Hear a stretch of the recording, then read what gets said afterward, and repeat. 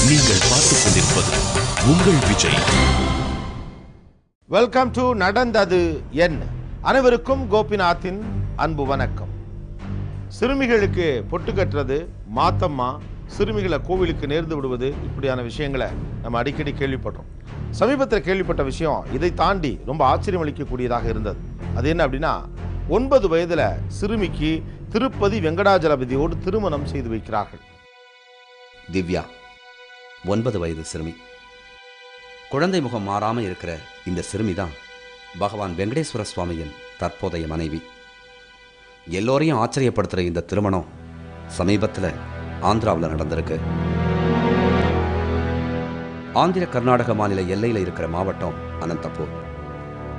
ஆன்மீக தொடர்புடைய இந்த பகுதியில் பெரும்பான்மையாக வசிக்கிறவங்க பத்மசாலி வம்சத்தைச் சேர்ந்தவங்க. இவங்க பல ஆண்டுகளாக செஞ்சு வர வழக்கம்தான் சிறுமிகளை வெங்கடாஜலபதிக்கு திருமணம் செஞ்சு வைக்கிறது. சிறுமிகளுக்கும் கடவுளுக்கும் நடக்கிற இந்த திருமணங்களை இவங்க பெரிய விழாவாகவே கொண்டாடுறாங்க.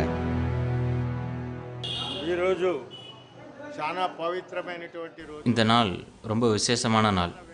பிரசன்ன வெங்கடேஸ்வர சுவாமியோட கல்யாண வைபவம் நடக்கிற நாள். இந்த சம்பிரதாயம் எப்படி வந்துச்சுன்னா, இதுக்கு மூலமான ஒரு வரலாறு இருக்குது. பகவானோட துணைவி லட்சுமி தேவி அம்மா எங்கள் வம்சத்தில் தான் வளர்ந்தாங்க. அவங்கள பகவானுக்கு திருமணம் செஞ்சு வச்சதால் எங்கள் வம்சம் விருத்தி அடைஞ்சிது.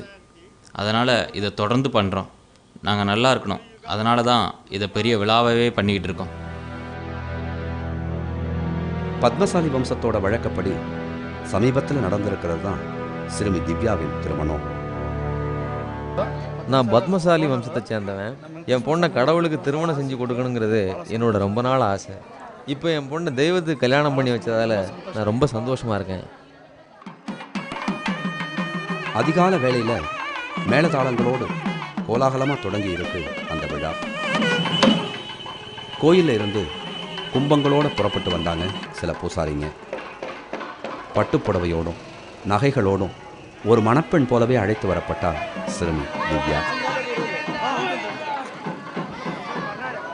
சில சடங்குகளை செஞ்சதுக்கு பின்னால சிறுமியை ஊர்வலமாக அழைச்சிக்கிட்டு போனாங்க.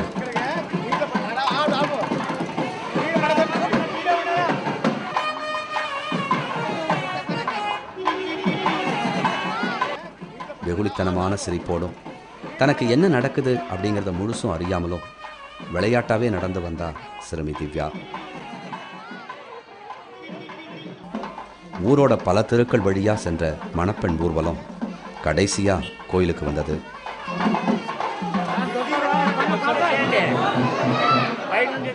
தெய்வத்தோட பக்கத்தில் மணமகள் போல சிறுமி திவ்யா அமர்த்தப்பட திருமணச் சடங்குகள் தொடங்கப்பட்டன.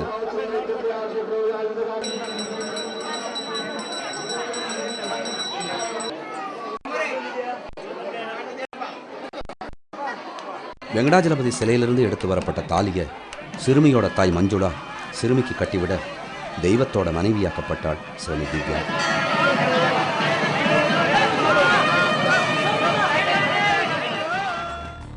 வெங்கடேஸ்வர சுவாமியோட திருமணம் முடிக்கப்பட்ட சிறுமி திவ்யா தெய்வ சக்தியா மாறிட்டதா பக்தர்கள் நம்பினாங்க. கடவுளுக்கு செய்யப்படுற அனைத்து பூசைகளையும் சிறுமி திவ்யாவுக்கும் செய்ய தொடங்கினாங்க. இனிமே 18 வயசு வரைக்கும் கடவுளோட மனைவியாக தான் வணங்கப்படுவாளாம் சிறுமி திவ்யா. 18 வயசு ஆனதும் வேற ஒரு சிறுமிக்கு இந்த திருமண சடங்கு செய்வோம்.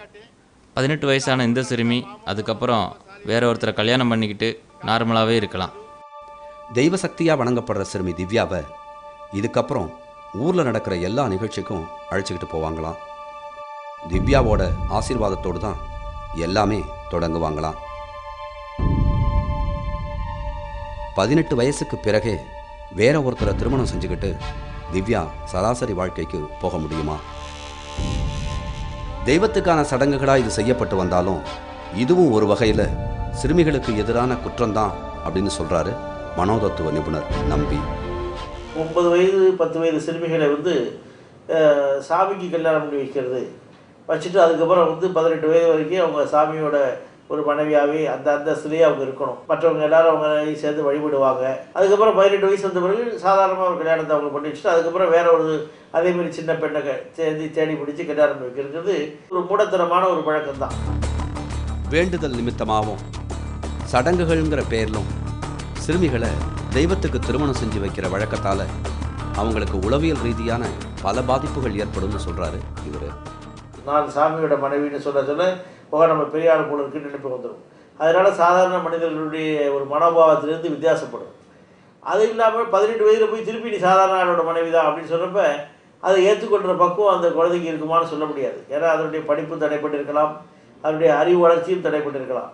அதனால் இப்படி ஒரு மாறி மாறி அந்த குழந்தைய ஒரு மனோபாவத்தை மாற்றுவதன் மூலமாக அதனுடைய இயற்கையான போக்கிலிருந்து வேறுபடுத்துவதனால அந்த குழந்தைக்கு நிச்சயமாக ஒரு சாதாரண மன வாழ்க்கையை ஏற்றுக்கொள்ள முடியுமாங்கிறது ஒரு சந்தேகம் தான். சின்ன குழந்தையாக இருக்கும்போதே சாமியை கல்யாணம் பண்ணிக்கிறது ஒரு சடங்குங்கிறது ஒழிக்கப்பட வேண்டிய ஒன்று தான். சிறுமிகளுக்கு பொட்டு கட்டுறது, மாத்தம்மா, இது போன்ற விஷயங்கள் இன்னைக்கும் கூட பரவலாக பல இடங்களில் நடந்துக்கிட்டே தான் இருக்கு. இங்கே மட்டும் கிடையாது, உலகத்தின் பல இடங்களில் இது போன்ற சம்பிரதாயங்கள் இருக்கிறதா சொல்றாங்க. ஆனால் பொட்டு கட்டக்கூடிய இந்த பழக்கம் எங்கிருந்து தொடங்கியது, என்ன காரணத்தினால் இப்படியான ஒரு சம்பிரதாயம் பின்பற்றப்படுகிறது, எந்தெந்த இடங்களிலெல்லாம் இது போன்ற விஷயங்கள் நடந்து கொண்டிருக்கின்றன. ஆந்திராவில் மட்டும் இல்லாமல் தமிழகத்திலும் சிறுமிகளை தெய்வத்துக்கு திருமணம் செய்து வைக்கிற வழக்கம் பல காலமாக இருந்திருக்கு. சோழர்கள் காலத்திலிருந்தே பொட்டு கட்டுதல் அப்படிங்கிற பேரில் இது பின்பற்றப்பட்டு வந்திருக்கு. பொட்டு கட்டி விடப்பட்ட பெண்களோட வாழ்க்கையை பற்றி பல காலமாக ஆராய்ச்சி செஞ்சுக்கிட்டு வர எழுத்தாளர் இமயம் அவர்களை சந்தித்த போது பல தகவல்களை சொல்லி அவர் விளக்கினார். தமிழகத்தில் பொட்டு கட்டுறங்கிற மரபு வந்து முற்கால சோழர்களுடைய காலத்தில், அதாவது 1400 1300 காலத்தில் ஆரம்பிக்கப்பட்டது. அந்த வழியாக வந்துக்கிட்டே தான் இருக்குது. இன்னைய தேதி வரைக்கும் 2012 வரைக்குமே வந்து தமிழகத்தில் பொட்டு கட்டுற மரபு வந்து பின்பற்றப்பட்டு வந்திருக்கிறது. ராஜாக்கள் கட்டிய கோயில்களில் தொண்டு செய்ய தேவரடியார்கள் நியமிக்கப்பட்டிருக்காங்க. இதே மாதிரி கிராமப்புறங்களில் இருக்கிற சிறு கோயில்களுக்கு தொண்டு செய்ய சிறுமிகள் பொட்டு கட்டி விடப்பட்டிருக்காங்க.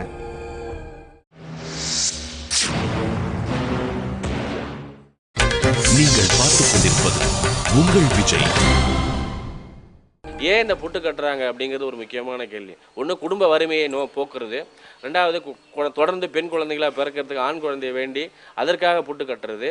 அல்லது இயற்கை சூழல், அல்லது இயற்கை, இது பழைய காலத்தில் வந்து வெள்ளம், பஞ்சம், நோய், இது போன்ற காரணங்களை நீக்குவதற்காக கோயிலுக்கு ஒரு தெய்வத்திற்கு ஒரு பெண்ணை நேர்ந்து விடுவதன் மூலமாக அந்த பிரச்சனையிலிருந்து சமூகத்தை காப்பதற்கான ஒரு கருவியாக இந்த பெண்களை வந்து பழைய காலத்தில் பயன்படுத்தியிருக்காங்க. அவங்களுக்கு வரக்கூடிய வருமானம்ங்கிறது வந்து குறிப்பிட்ட அந்த திருவிழா காலங்களில் மட்டும்தான் வரும். அப்படி இல்லாத காலத்தில் வந்து அவங்க வந்து வறுமையில், பசியில் தான் அவங்க இருப்பாங்க. அதற்காக அவங்க என்ன பண்ணுவாங்கன்னா, இஷ்டப்பட்ட ஆண்களோட கூடி வாழக்கூடிய ஒரு முறையும் இந்த இந்தியாவில் இருந்திருக்கு. அவங்க யார் வேணாலும் எப்போ வேணாலும் எந்த விதமான தொந்தரவு, பாலியல் தொந்தரவோ அல்லது வந்து உடல் ரீதியான அல்லது மன ரீதியான தொந்தரவும் கொடுக்க முடியும். இந்திய அரசு கொண்டு வந்த சட்டத்தாலும் பல்வேறு விதமான நடவடிக்கையினாலும் இப்போ தமிழகத்தில் பொட்டு கட்டி விடக்கூடிய முறை கட்டுப்படுத்தப்பட்டிருக்கு. ஆனாலும் இன்னும் முழுமையாக இது தடுக்கப்படலை அப்படின்னு சொல்கிறாரு இமயம். இந்த பொட்டு கட்டுற மரபு அப்படிங்கிறது வந்து பெரிய கோயில்களில் வந்து நின்று போயிடுச்சு. ஆனால் கிராமப்புற சிறு தெய்வங்கள் கோயிலில் வந்து பொட்டு கட்டுற மரபு வந்து இன்னைய தேதி வரைக்கும் நிலவிட்டு தான் வருது. இப்போ குறிப்பாக வந்து திருவண்ணாமலை மாவட்டம், வேலூர், ஆந்திராவுடைய பார்டர் இருக்கு இல்லையா, அது இன்னைய தேதி வரைக்கும் தொடர்ந்து வாரம் நடக்கக்கூடிய ஒரு நிகழ்ச்சியாக நடந்துக்கிட்டே இருக்கு. நேபாளத்தில் சங்கராதேவியா தேர்வு செய்யப்படும் பெண் ஒரு கடவுளுக்கு இணையான ஆள் போல செலிப்ரேட் பண்ணப்படுவாங்க. அந்த நாட்டினுடைய அரசரில் தொடங்கி நாட்டோட பிரைம் மினிஸ்டரில் தொடங்கி எல்லாரும் அந்த சிறுமியோட காலில் விழுந்து வணங்குவாங்க. ஆனால் அவங்க அதுக்கப்புறம் சங்கராதேவி அந்த பொசிஷன்லேருந்து கீழே வந்த பிறகு என்ன ஆகுறாங்க அப்படின்னு பார்த்தா, அந்த பதவியிலிருந்து விலகி ஒரு பெண் ஒரு சுயசரிதை எழுதினாங்க. அதனுடைய காலகட்டம் ரொம்ப வலிமிக்கதாக இருந்தது, ரொம்ப வேதனையானதாக இருந்ததுன்னு அவங்க சொன்ன அந்த விஷயங்கள் உலகம் முழுக்க பரபரப்பாக பேசப்பட்டது. அவ்வளவு கொண்டாடப்படக்கூடிய அந்த சங்கராதேவிக்கு மன அளவில் இப்படி பிரச்சனை இருக்கும் அப்படின்னா, இது மாதிரி அங்கங்கே சம்பிரதாயங்கிற பேரில், ஆன்மீகம்ங்கிற பேரில் ஒரு சிறுமியை தெய்வம் போல பாவித்து அப்புறம் தன்னுடைய பழைய நிலைக்கு அவங்களை அனுப்பி வைக்கிறது எப்படிப்பட்ட சிக்கல்களை உருவாக்கும் அப்படிங்கிற கேள்வியை தொடர்ந்து வலியுறுத்திக்கிட்டே இருக்காங்க. ஆன்மீக உணர்வுகள் புண்படாத மாதிரி சிறுமிகளை இதற்கு உட்படுத்தாமல் வேறு என்ன செய்யலாம் அப்படின்னு யோசிக்க வேண்டிய நேரம் இது அப்படின்னு சில சமூக ஆர்வலர்கள் தங்கள் கருத்துக்களை முன்வைக்கிறாங்க. 13 வயது சிறுவனோட உயரம் தான் இந்த மனிதருக்கு. இவர் கேமராவுக்கு ஆர்வமாக போஸ்ட் கொடுக்கறத பார்க்கும்போது அமைதியானவர்னு தோணும். சாந்தமான கண்கள் கொண்ட இந்த மனிதர் மீது இப்போ சொல்லப்படுற குற்றச்சாட்டு கேட்கிறவங்களை அதிர்ச்சியில் ஆழ்த்தும்.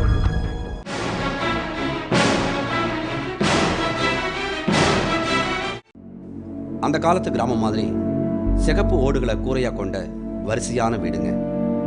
இது திருப்பூர் பக்கத்தில் இருக்கிற கம்மாளப்பட்டிங்கிற கிராமம். நகரத்தோட சூதுவாது எதுவும் இல்லாத இயல்பான மனிதர்கள். இங்கதான் 3 வயசு சிறுவன் நவீனோட வீடு இருக்கு. குறை பிரசவத்தில் பிறந்ததாலோ என்னமோ நவீன் அவனோட அப்பா சுரேஷுக்கும் அம்மா சண்முக பிரியாவுக்கும் செல்ல குழந்தை. சில நாட்களுக்கு முன்னால ஒரு நாள் நவீனை குளிப்பாட்டி அலங்கரிச்சிருக்காங்க அவனோட பாட்டி. உடனே தெருவுக்கு விளையாட ஓடிட்டான் நவீன்.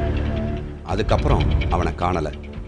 முனைகார்லேருந்து சரி எங்காச்சும் விளையாண்டுருப்பான்னு சொல்லிட்டு அந்த எங்கள் அப்பா போய் போன் பண்ணிக்கிறேன். அப்புறம் எல்லாம் வந்து தொலைப்பாட்டு அப்புறம் தெக்காலகி எங்கள் அக்கா வீட்டுக்கு போயிட்டோன்னு எல்லாம் போய் தொலை பார்த்துங்க. அப்புறம் எல்லாம் ஒரு 10-50 பேர் சேர்ந்து அளவு தொலைவணுங்க. 3 நாளும் 10 சொந்தக்கார பூரா பண்ணிட்டாங்க. 10-40 பைக் எடுத்துட்டு ஊராக போயிங்க. அப்புறம் அதுக்கு மறுச்ச நாள் திங்கக்கிழமை மத்தியானத்துக்கு மேலே நோட்டீஸு அடிக்கல, அடித்து கொடுத்து பார்க்கல, எங்கள் குழந்தைய கடத்திக்கு வீட்டில் வச்சுட்டாங்களோ அப்படின்னு சொல்லி பூரா பார்க்க நோட்டீஸ் அடித்து ஒவ்வொரு ஊர் வாய்க்கெல்லாம் எல்லாம் கொடுத்தங்க.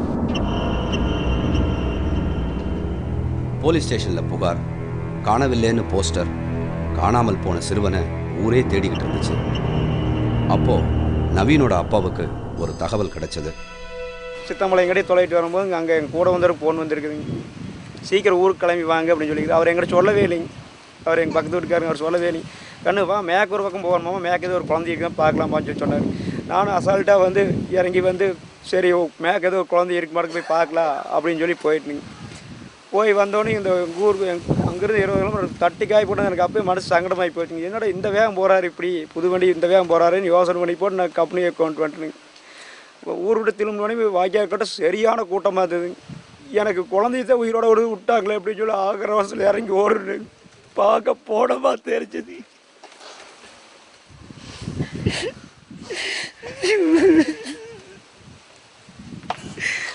போனமா தெரிஞ்சோடனே அப்புறம் எல்லாத்துக்கு போனை வாங்கி எல்லாருமே வந்து எல்லாம் அது ஒன்றுமே கண்டுபிடிக்க முடியல.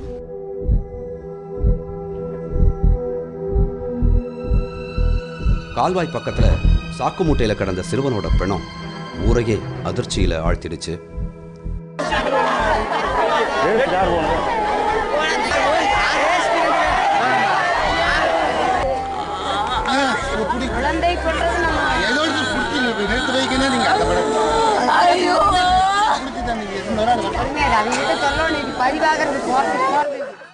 காலையில இந்த பக்கம் வந்த ஒருவர் தான் இந்த சாக்கு மூட்டையை முதல்ல பார்த்துருக்காரு. காலையில் 9 மணி இருக்குங்க சார். எங்கள் சொந்தத்துலேயே வந்து பார்த்துருக்குறாங்க சார். இங்கே சாக்கு பை போட்டு மூடி இருந்ததுங்க சார். ஃபஸ்ட்டு செக் பண்ணி பார்க்கல பையன் கால் மட்டும் தெரிஞ்சிருக்குதுங்க சார். அதையே வந்து எங்களுக்கு ஃபோன் பண்ணி தான் சொன்னாங்க. அப்புறம் வந்து தான் பார்த்தேங்க சார் எங்கள் பையங்க சார். சிறுவனோட உடல் மோசமாக சிதைக்கப்பட்டிருந்தது. உடல் கண்டெடுக்கப்பட்ட கால்வாய் பக்கம் நிறைய பூஜை சாமான்கள் சிதறி கிடந்துச்சு. இதனால இது நரபலியா இருக்குமோ அப்படின்னு கம்மாளப்பட்டி கிராமத்து மக்கள் சந்தேகப்பட ஆரம்பிச்சாங்க. சிறுவன் நவீன் கொலை வழக்கை விசாரிக்க ஆரம்பிச்ச போலீஸ் சந்தேகப்படும்படியான நபர்களை பட்டியலிட ஆரம்பிச்சாங்க. போலீஸோட சந்தேக பார்வையில் பட்ட நபர் தான் ரமேஷ். இவர் இந்த ஊர்லயே சலூன் கடை வச்சிருக்காரு. நவீனோட வீட்டுக்கு எதிர்ப்புறம் தான் இவரோட வீடு. அவருக்கு திருமணமாகி 2 வருஷம் ஆகுது. அவர் மனைவி பேர் பிரியா. அவருக்கும் ஒரு மனைவி கருத்து வேற்றுமை ஏற்பட்டு பிரிஞ்சு போயிடறாங்க. கொஞ்சம் 1 வருஷம் ஆச்சு. அவர் மனைவிக்கு பிறகு போன 2011 12ஆம் மாதம் போய் கூட போகிறாரு. போன இடத்துல அவருக்கும் மாமனார் தகராறு இல்லை, மாமனார் வெட்டிடுறாரு. அது சொந்தமாக பல்லடம் காவல் நிலையத்தில் கொலை முயற்சி வழக்கு பதிவு செஞ்சு அந்த வழக்கில் அவரை கைது செஞ்சு கோவை மத்திய சிறையில் ஒரு 5 மாதம் உள்ளே இருக்கார். விசாரணை கைதே உள்ளே இருக்கார். அப்போ அங்கே ஒரு சில ஆட்களோட ஒரு தீய பழக்கங்கள்லாம் கற்றுக்கிட்டு வந்துடுறாரு. வந்துட்டு வந்து பெயில் வந்துடுறாரு. கண்டிஷன் பெயிலில் பல்லடம் ஸ்டேஷன் கையில் போட்டிருக்காரு. அன்றைக்கி ஞாயிற்றுக்கிழமை அன்றைக்கி கடந்த 20ஆம் தேதி 20/5/2012 சாயங்காலம் ஒரு 3 வயசுல அந்த குழந்தைய அவன் வீட்டு வழியாக வரும்போது இந்த குழந்தை அழகாக ரொம்ப சாமிங்காக இருக்கும். துருதுருன்னு இருக்கும். அந்த குழந்தை கொஞ்சம் கலராகவும் இருக்கும். அந்த குழந்தைய அவங்க பாட்டி குளித்து திருஷ்டி பொட்டெலாம் வச்சு அனுப்புகிறாங்க. அந்த குழந்தை அவன் வீட்டு வழியாக வரும்போது அந்த குழந்தைய எடுத்துகிட்டு போய் பாலியல் பலாத்காரம் பண்ணுறான். அது அந்த குழந்தை மயக்கம் போட்டு மூச்சு பேச்செல்லாம் விழுந்தது.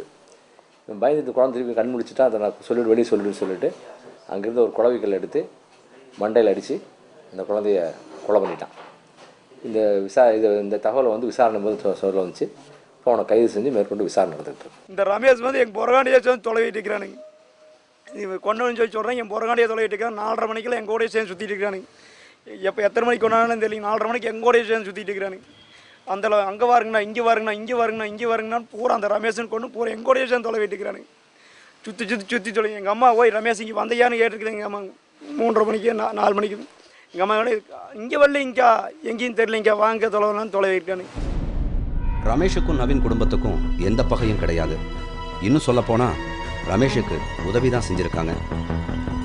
இந்த சூழல்ல ரமேஷ் இப்படி ஒரு குற்றத்தை செஞ்சிருக்கிறதால கிராமமே அவர் மீது கடுமையான கோபத்தில் இருக்காங்க. குழந்தைய பாலியல் பலாத்காரம் பண்ணதை சொல்கிறாங்க. இந்த பாலியல் பலாத்காரம் பண்ணும்போது அந்த குழந்தைக்கு எத்தனை நேரம் துடிச்சிருக்குங்க. துடிக்கும் போது அந்த பையன் எத்தனை தூரம் கத்திருப்பானுங்க. அவங்க வந்து கத்த வேலைன்னு சொல்லி சொல்கிறானுங்க.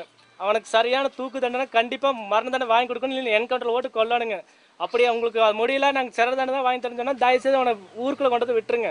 நாங்கள் பார்த்துக்குறோம். அவனுக்கு என்ன தண்டனை கொடுக்கணும் ஊருக்காரர் நாங்கள் எல்லோரும் சேர்ந்து அவனுக்கு கொடுத்துக்குறோங்க. நீங்கள் பார்த்துக் கொண்டிருப்பது உங்கள் விஜய். ஓரின பாலியல் பலாத்கார முயற்சி காரணமா 3 வயது சிறுவனை கொன்னேன்னு ரமேஷ் போலீஸ் கிட்ட ஒப்புதல் வாக்குமூலம் கொடுத்துட்டாலும் இது நரபலி. இதுல இன்னும் சில பேர் சம்பந்தப்பட்டிருக்கலாம்னு ஊர்க்காரங்க சந்தேகப்படுறாங்க. பார்த்தாலும் அப்படி ஒரு இதாக இருக்கும்போது அந்த குழந்தை எப்படி போய் வீட்டுக்குள்ளே போய் தூங்கிட்டு இருக்கிற குழந்தைய போய் அந்த கொலைகாரன்னு அண்ணான்னு எழுப்ப அவன் 2 பிஸ்கெட் கொடுப்பான். நான் தூங்கிட்டேன், நான் எந்திரிச்சு மறுபடியும் அண்ணான்னு எழுப்பிச்சு நான் காம வெறியில் கொன்னேன் அப்படின்னா அது என்ன பெண் குழந்தையா காம வெறியினால் கொள்றதுக்கு? சொல்லுங்க பார்க்கலாம். ஒரு பெண் குழந்தை, அதாவது 3 வயது குழந்தையா இருந்தாலும் 1.5 வயது குழந்தையா இருந்தாலுமே காம வெறினால் கொல்லணும். ஒரு பெண் குழந்தைய மட்டும்தான் கற்பழித்து கொள்ள முடியும். எதுக்காகங்க இப்படி ஆண் குழந்தை பண்ண முடியும்? இப்போ நான் போய் அவங்ககிட்ட ரமேஷ்கிட்ட போய் பேசினுங்க. குற்றவா கேட்ட ரமேஷ்கிட்ட கேட்டேன், எப்படா தூக்குனேன், என்ன எதுக்காக தூக்குன்னு போய் கேட்கும்போது அவன் சொன்னானுங்க, பையன் வந்தாங்க, வீடு தேடி வந்தான், உள்ளே வந்தானா பிஸ்கெட்டு கொடுத்தான், எனக்கு காமம் அதிகமாக இருந்துச்சு, நான் கெடுத்து கொண்டு போட்டேன் அப்படின்னு சொல்லி சொன்னானுங்க. அவன் கொலை பண்ணாங்கிறதே டவுட்டாக இருக்குங்க. 10க்கு அவன் கொலை பண்ணாலும் ஒருத்தன் கொண்டு போய் போகிறதுங்கிறது இன்னும் டவுட்டாக இருக்குங்க. இத்தனை பேர் 3 மணிக்கு காணும் பொழுது 3:30 மணிக்கு நாங்கள் இங்கே எல்லாருமே வீட்டுக்கிட்ட நின்றுட்டுருக்குறோம். பக்கத்தில் அந்த சைடு வீட்டில் ஆளுகள்லாம் நிற்கிறாங்க, ரோட்டில் நின்றுட்டு இருக்கிறாங்க. அவ எப்படி கொண்டு போயிட்டு இருக்க முடியும்? பொதுவாகவே வந்து கிராமங்களில் இந்த திருஷ்டி கழிக்கிறது, உடஞ்சி போன சுவாமி படங்கள், அந்த தகுடு இதெல்லாம் வந்து உடஞ்சி போச்சுன்னா வீட்டில் ஆகாதுன்னு சொல்லிட்டு கொண்டு வந்து தண்ணியில் விட்டுருவாங்க. அது கங்கையில் விட்டுறதுன்னு சொல்லுவாங்க.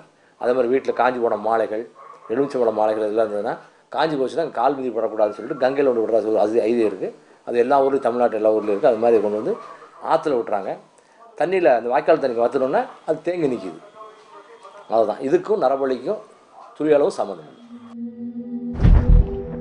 போஸ்ட்மார்ட்டம் ரிப்போர்ட், குற்றவாளியோட வாக்குமூலம் எல்லாமே பாலியல் பலாத்கார முயற்சியால் நடந்த கொலைன்னு உறுதியாக சொல்லுதுன்னு காவல்துறை சொல்கிறாங்க. குற்றம் சாட்டப்பட்ட ரமேஷோட சொந்தக்காரங்க இப்போ யாரும் ஊரில் இல்லை. அவரோட தரப்பு விளக்கத்தை நம்மால் அறிய முடியல. ஒரு 3 வயசு சிறுவன் கொடூரமாக கொலை செய்யப்பட்ட சம்பவம் கம்மாளப்பட்டியையே துயரத்திலும் நம்ம ஊர்லையா இப்படின்னு நம்ப முடியாத அதிர்ச்சியிலும் ஆழ்த்தி இருக்கு. அவன் எப்படி என்ற மாதிரி கொண்டான்னு எனக்கு தெரியாது. அவன் அது மாதிரி துடிக்கணும்.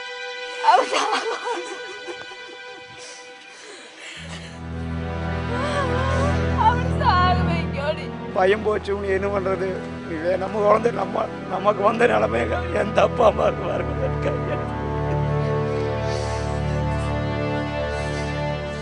இந்த அளவுக்கு கூட விரும்ப அந்த 3.5 வயசு குழந்தை கொள்ற அளவுக்கு அவனுக்கு என்னதான் துரோகம் பண்ணி இருக்கு.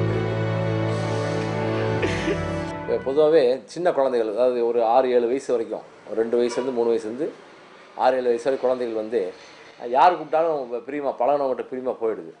இது ஒரு சில இந்த வக்கர புத்தி படைத்த ஆண்கள் இது மாதிரி குழந்தைகளை வந்து தவறான வழிக்கு பயன்படுத்தி சமயத்தை உயிரிழப்பு ஏற்பட்டுருது. இதுக்கு சம்மந்தப்பட்ட குழந்தைகளோட பெற்றோர்கள் ரொம்ப கவனமாக பார்த்துக்கணும்.